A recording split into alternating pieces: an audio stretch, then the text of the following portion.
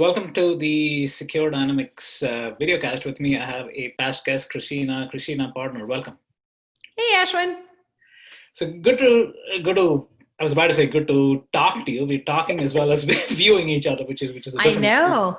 experience. So let's talk about something we were alluding to just before hitting the record, which is the evolution of digital policy, especially in these times where you were mentioning about how organizations need to have a base work framework of what they stand for, and then how that evolves over time based on things that are happening that you can't control or influence.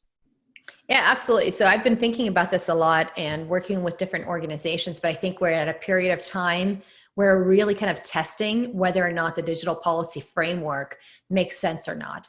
And when I talk about digital policies, people go like, but really digital policies, thinking about them just as guardrails, like a framework within which you can do whatever you want to do. And the framework basically says how far you can go without breaking things, whether it's that legal or regulatory aspect, or in this instance, it might be before you start to jeopardize the brand or the reputational risk of the company.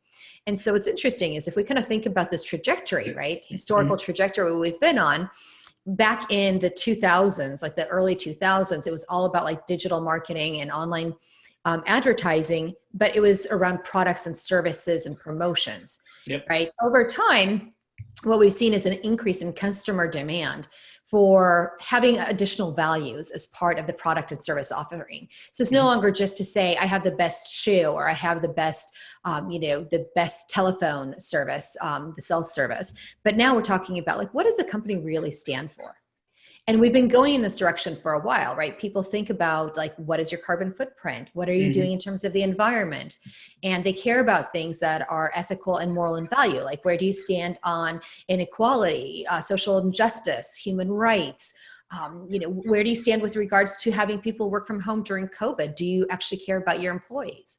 And so I think what's interesting is that for the first time, we're really stressing out the organizational policy system and testing whether or not it's the right one or not. And in addition to companies understanding, is this the right framework or not? I think what we're starting to do is really take policy frameworks and put them on steroids, which is, right? It's interesting, right? Because before, and I was just saying this to you a few minutes ago when we started our chat, which was, it used to be all about, do you have the right privacy statement? Do you have the copyright date? Do you have the right logos? Do you have like these things that are kind of static? Right. And when you think about them in terms of the larger ecosystem, do they really matter?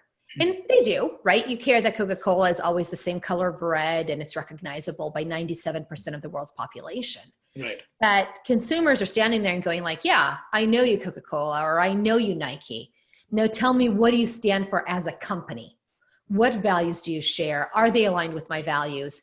And 57% of the time, according to studies, we're actually seeing consumers resonate more with messages that actually have some kind of value messaging to it, rather than just messaging around products and services. So Kristina, just again, sorry to interrupt, but one of the things that came to head, I know you and I talk security and privacy all the time, right?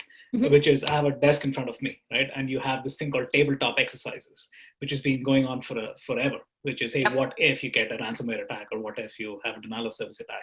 So based on what you're saying, it's almost like extending what the CISO and she has been doing for many, many years, or forward-looking CISOs at least, is that now something that the broader executive team needs to embrace, which is, what is a tabletop exercise if we have, like, let's say, Google employees going out and saying, hey, we should not be selling gear to the DoD, or like what we're seeing right now, which is, hey, what Facebook is and isn't doing as it pertains to controlling conversations. So are you seeing that as well as an evolution? And if so, which is the which function is it? Does it come from marketing? Does it come from the CEO? Does it come from the board? So yeah, really great analogy in terms of thinking about it from a CISO perspective and tabletop exercises, because most of us don't actually know the actual security event or privacy event that's going to hit us or our consumers. Right? So the purpose of those tabletop exercises isn't to simulate the actual thing. It's really to have multiple scenarios. So when something happens, you feel comfortable and confident that you can react. And so I think that's where the rest of the organization can learn from the CISO role and say, look, let's apply this to the rest of digital. In terms of who needs to actually be leading that effort, 99% of the time, it needs to be the general counsel. We actually need to have the lawyers involved, believe it or not, because the lawyers traditionally are really great at bringing digital marketing, the CMO, the CIO, CTO role, bringing everybody together and saying, look, what are the risks and what are the benefits here? And how far do we want to push both before the business is negatively impacted? Right? So they're really good at netting that out to the business perspective. And I think what's interesting is now we're kind of getting into what I'm calling digital policies 3.0, not even 2.0, but like 3.0, which is it's no longer good enough to have these like static environments or even static tabletop exercises. We need to start introducing technologies that are enabling real-time responsiveness to what's happening. So, I remember one of my clients, for example, saying they were going to have an exercise on a Friday. So they said, hey, it's Thursday afternoon. We've been told to take our laptops home and work from home Friday, test out the VPN, make sure it's working fine because there's this crazy pandemic that's starting. And they never came back to the office. Right. And I thought to myself, like, wow, what a bad time to exercise your VPN, right? Like that was not the good time. And it's the same thing, right? Like the bad time to exercise whether or not you have the right policies are when people are looking to your brand and looking forward to your company and saying, what do you stand for?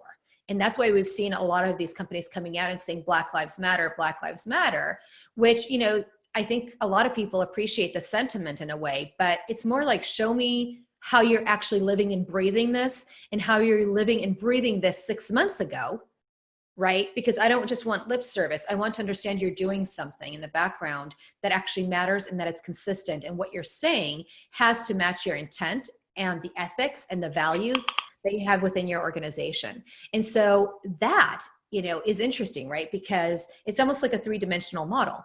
Like you are who you are and you should know what your values are and what you stand for. Right. But your response really is happening based on what's happening in the marketplace, based on what consumers are thinking about or what they want.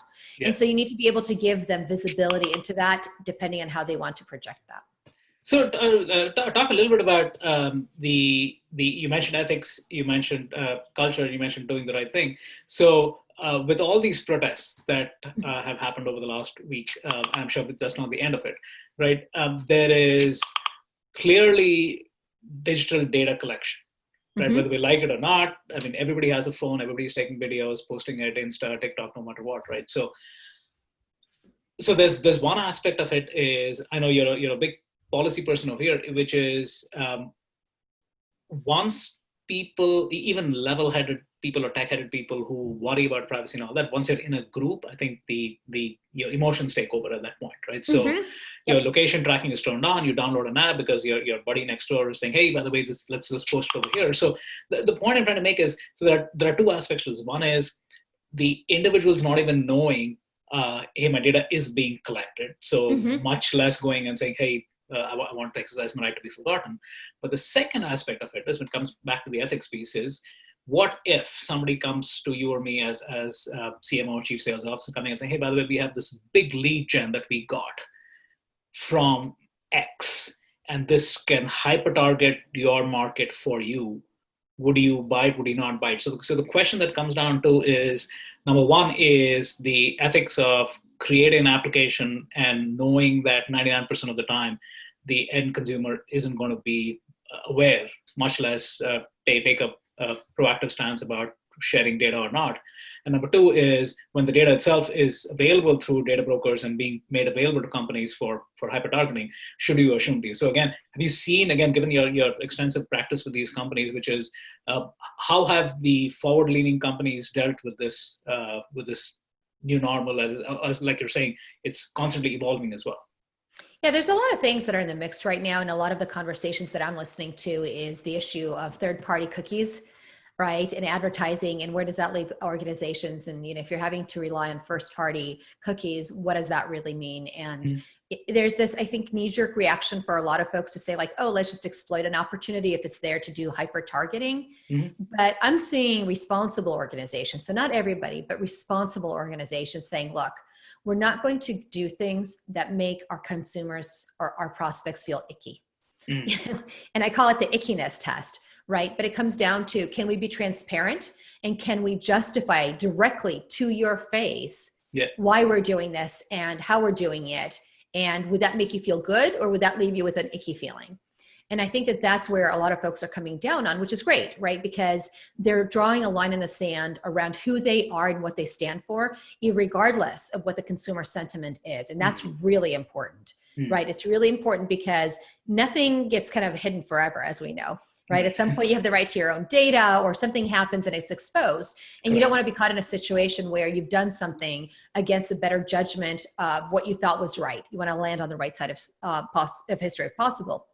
And having said that, what we're seeing, interestingly enough, is that a lot of people are comfortable with that if they can see it, if they can hear it, if they can understand it in advance, right? So think about like Clearview, right? The ability for police officers, for example, to get access to artificial intelligence and target people based on the facial recognition, right? That is making most of us feel uncomfortable because the data that was fed into the system came off of Facebook, Twitter, publicly accessible data.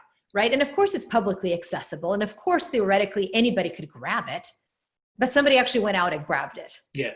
And that's the part that's making a lot of people feel really uncomfortable. Or of course it's possible for the government to grab my, driver's license photo. They took the photo. They actually own the photo. But if they used it in ways beyond just my driver's license, it makes me feel icky. And so is that really and exactly to the point. I mean, it's happened in I think the state of California, where DMV is actually giving out driver license information. So and Clearview is again a great example that you mentioned, because it's a very small company. Right? Here's a small company, like you said, with AI and the right sets of tools, you're able to actually harvest public information. So, and the second piece of it is, which is really how does in a competitive environment, right? I mean, economy is down. I mean, businesses are closing down. How does somebody take the high road and somebody comes and tells you, hey, here is a targeted lead that will actually help you come through the slump? How do you say no to that? So I actually see this every day, and I see a lot of CMOs and Office of the General Counsel or General Counsel legal departments internally working with CTOs, CIOs, et cetera, and having the conversation. And I think people are taking advantage of really strong leads, even getting some of the data from non-traditional sources, if you will. But the difference is that they're actually trying to understand how to start a conversation with people rather than just exploit the information for their own use. And so I think that's the difference, right? The difference is, even if you get data, how do you approach a user? How do you engage that user? And it might start from a place that's not 100% appropriate, right? But they're saying like, look, we can get a little bit of insight. We can start the conversation and take it to the next level. Or if we see that there's no palate whatsoever, let's just back off. But that goes back to how much of a risk does the organization want to take? And for traditional companies that have been around for 300, 400, 500 years with their reputation, they're saying, no thanks.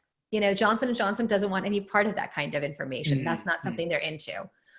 But for some companies, especially smaller ones that are more aggressive, they're more innovative, they're willing to take that chance, they are getting riskier about acquiring the data. But what they're doing is, rather than full on leveraging that data and putting it to use, they're looking at it as just taking a first step to engage. And if there is no engagement, then abandoning it.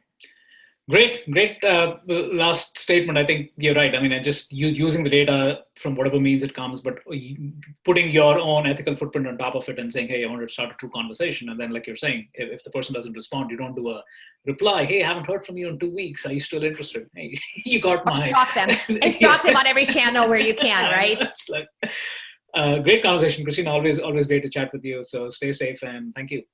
You too. Take care. Bye-bye.